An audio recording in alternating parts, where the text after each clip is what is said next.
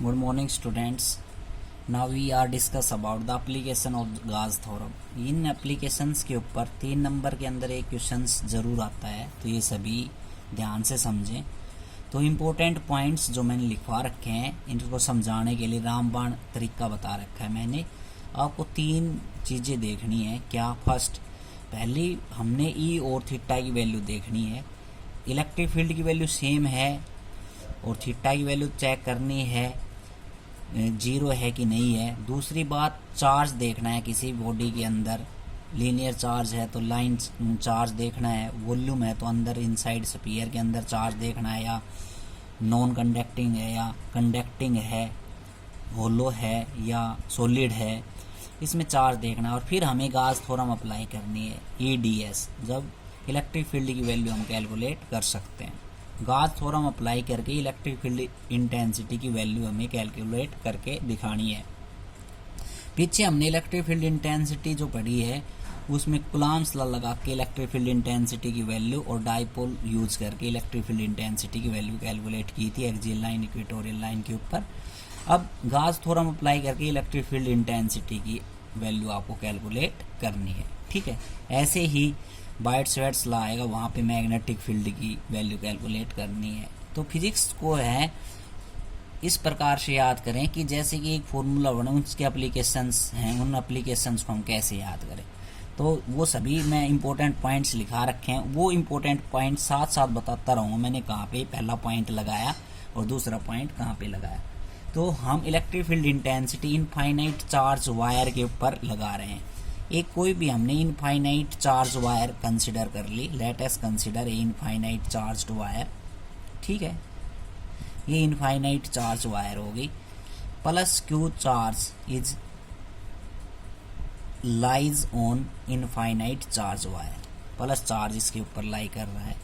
तो मैंने आपको एक बात नहीं बताई कि जो एक पॉइंट चार्ज होता है, पॉइंट चार्ज, उसका गॉसियन सरफेस अलग होता है। एक लाइन चार्ज का जो गॉसियन सरफेस अलग होता है। वो गॉसियन सरफेस हम क्यों कंसिडर करते हैं? क्योंकि ई की वैल्यू हम वहाँ पे चेक करते हैं, तो ई की वैल्यू सेम होनी चाहिए, ये हमारी कंडीशन रहती है। तो एक पॉइंट चार्ज के लिए पीछे हमने बताया है कि पॉइंट चार्ज के लिए गॉसियन सरफेस एक स्फेरिकल होता है, स्फेरिकल शेप के अंदर। एक लीनियर चार्ज के लिए गॉसियन सरफेस सिलेंड्रिकल सरफेस हम कंसिडर करते हैं। तो ये हमने एक सिलेंड्रिकल सरफेस कंसिडर कर लिया, ये गॉसियन सरफेस सिलेंड्रिकली।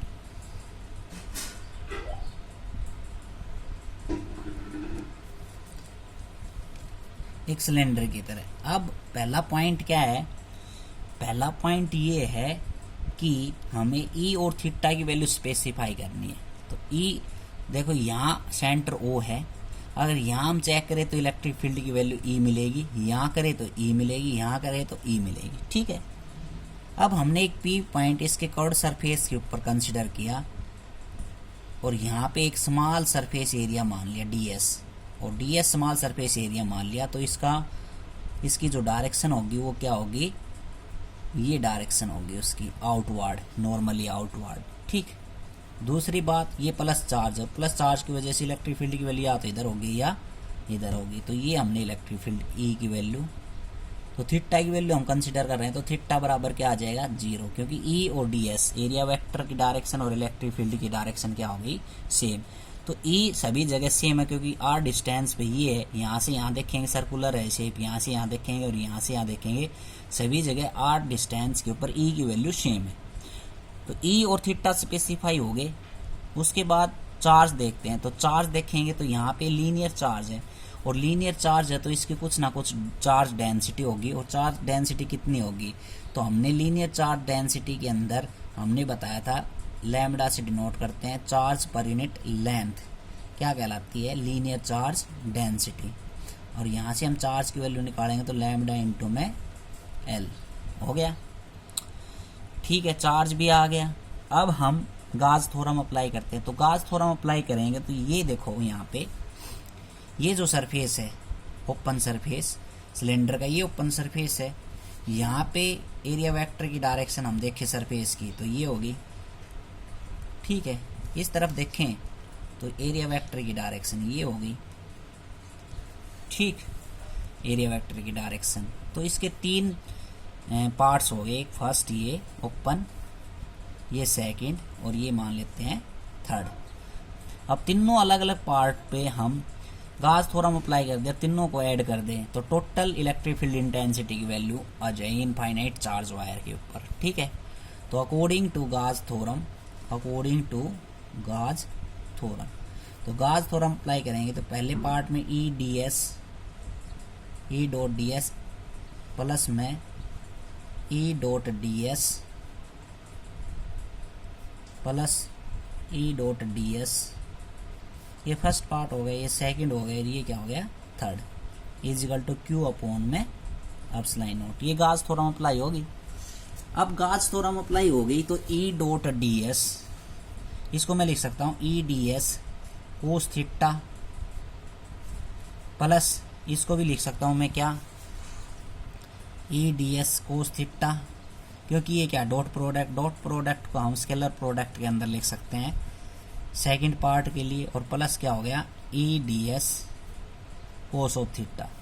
ये क्लोज पाथ के लिए है तो क्लोज पाथ का सिंबल हम लगा देंगे, इजिकल टू क्यू अपॉन में एप्सिलॉन नॉट, ठीक है। अब थीटा की वैल्यू देखते हैं यहाँ पे, तो थीटा की वैल्यू देखो फर्स्ट पार्ट के अंदर ये ओपन सरफेस हो गया, ओपन सरफेस हो, इलेक्ट्रिक फील्ड की डायरेक्शन ये हो गई और एरिया वेक्टर की डायरेक्शन ये होगी। तो थीटा कितने का बन रहा है 90 डिग्री का, तो इसको आप सपोज कर सकते हैं थीटा बराबर 90 डिग्री। यहाँ पे देखो ई और एन की वैल्यू क्या है सेम, तो यहाँ पे थीटा की वैल्यू क्या आएगी 0, और यहाँ क्या आएगी theta is equal to 90 degree. तो कोस 90 का मान कितना होता है, कोस 90 का मान 0, और कोस 0 का मान कितना होता है 1, कोस 0 का मान कितना होता है 1। तो ये वैल्यू कितनी आ गई, ये तो 0 हो गई, 0 प्लस में ई और इंटीग्रेशन ds का और प्लस में 0 इजिकल टू क्या है q अपॉन में एप्सिलॉन नॉट, ठीक। तो e इंटीग्रेशन करेंगे तो s ds का इंटीग्रेशन हो जाएगा और q अपॉन में एप्सिलॉन नॉट।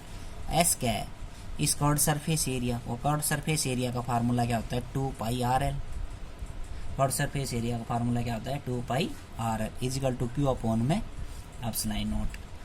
अब e की वैल्यू कैलकुलेट करनी है तो फ्रॉम इक्वेशन फर्स्ट यूज करेंगे 2 pi RL equal to charge क्या था हमारा लैम्डा इंटू में L, तो लैम्डा इंटू में L रख देंगे अपॉन में एप्सिलॉन नॉट, L से L कैंसिल, तो E बराबर क्या आ गया 1 अपॉन में 2 पाई R एप्सिलॉन नॉट और इंटू में लैम्डा, ठीक है। ये इलेक्ट्रिक फील्ड इंटेंसिटी की वैल्यू आ गई, सिंपल है। तो सबसे पहले गाजियन सरफेस का चूज करना बहुत जरूरी है। लीनियर चार्ज डेंसिटी के लिए गाजियन सरफेस अलग रहेगा, पॉइंट चार्ज के लिए गाजियन सरफेस अलग रहेगा। फिर आपको 3 पॉइंट याद रखने हैं। पहले एक तो चार्ज देखना है, तो चार्ज होगा प्रेजेंट तो उसकी चार्ज डेंसिटी कुछ ना कुछ होगी, तो वहां से हम चार्ज डेंसिटी का और फार्मूला लगा के चार्ज की वैल्यू कैलकुलेट कर लेंगे पहले। फिर गाज थ्योरम लगानी है, इलेक्ट्रिक फील्ड तो हमें कैलकुलेट करना है। 3 चीजें हैं बस गाज थ्योरम में, ई ds और q। 1 अपॉन एप्सिलॉन नॉट तो कांस्टेंट है, चार्ज देखना है, चार्ज हमने निकाल लेना है, ई हमें तो कैलकुलेट करना है, ds सरफेस एरिया, और सरफेस एरिया किसका है वो सिलेंडर का है या स्पीयर का है, बस ये चीज़ आपको देखनी है। रामबाण तरीका है एप्लीकेशन गाज थ्योरम की। अगर ये 3 चीज़ आपको कैलकुलेट करनी आ गई तो एप्लीकेशन कोई भी एप्लीकेशन पे हम इलेक्ट्रिक फील्ड इंटेंसिटी की वैल्यू कैलकुलेट कर सकते हैं यूजिंग गाज थ्योरम। इम्पोर्टेंट टॉपिक है। आज के लिए इतना ही, थैंक यू।